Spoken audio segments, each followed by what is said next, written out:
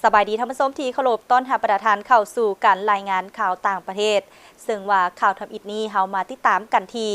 แขวงเดียนเบียนต้องพยายามเพื่อให้กลายเป็นแขวงหางมีประชาชนมีความผาสุกตอนบ่ายวันที่ 8 มีนาท่านฟามิงจิงนายกรัฐมนตรีเวียดนามได้มีการเฮ็ดเวียกกับคณะพรรคแขวงเดียนเบียนคณะกรรมการประชาชนแขวงเดียนเบียนเกี่ยวกับสภาพการพัฒนาเศรษฐกิจสังคมเวียกงานเลือกตั้งสมาชิกสภาแห่งชาติสุดที่ 16และการเลือกตั้งสมาชิกสภาประชาชนทุกขั้นอายุการ 2026-2031 สภาพการบริหารอำนาจการปกครองท้องถิ่น2ขั้นเน้นหนักถึงเป้าหมายลุลงซึ่งแขวงเดียนเบียนต้องปฏิบัติในระยะจะมาถึงแม่นพัฒนาอย่างไวและยืนยงในต่อหน้าแม่นปฏิบัติเป้าหมายการเติบโตแต่10 ส่วนห้อยขึ้นไปอย่างมีไส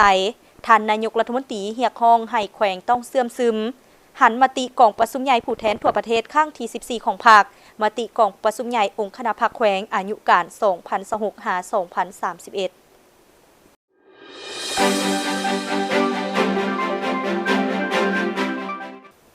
และคราวนี้เรามาติดตามกันที่ข่าวทานสีจิ้นผิงพร้อมด้วยการนำผักลัดของจีนเข้าร่วมกองประชุมครบคณะเทื่อที่ 2ของกองประชุมครั้งที่ 4ของสภาประชาชนแห่งชาติจีนสุดที่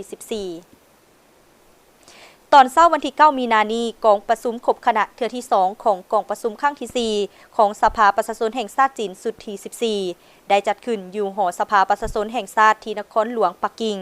ท่านสีจิ้นผิงเลขาธิการใหญ่คณะกรรมการศูนย์กลางพรรคคอมมิวนิสต์จีนประธานประเทศประธานคณะกรรมการการทหารศูนย์กลางจีนพร้อมด้วยการนำพรรคและรัฐของจีนได้เข้าร่วมกองประชุมดังกล่าวท่านผู้ชมและนั่นก็แม่นข่าวการเคลื่อนไหวต่างๆอยู่ต่างประเทศที่ทางรายการต่างประเทศของพวกเขานำมาให้ประธานได้รับชมมอนี้การรายงานข่าวต่างประเทศก็ได้หมดเวลาเพียงเท่านี้ขอบใจทุกท่านที่เกียรติติดตามรับชมพบกันใหม่ในมื้อหน้าสำหรับมื้อนี้สบายดี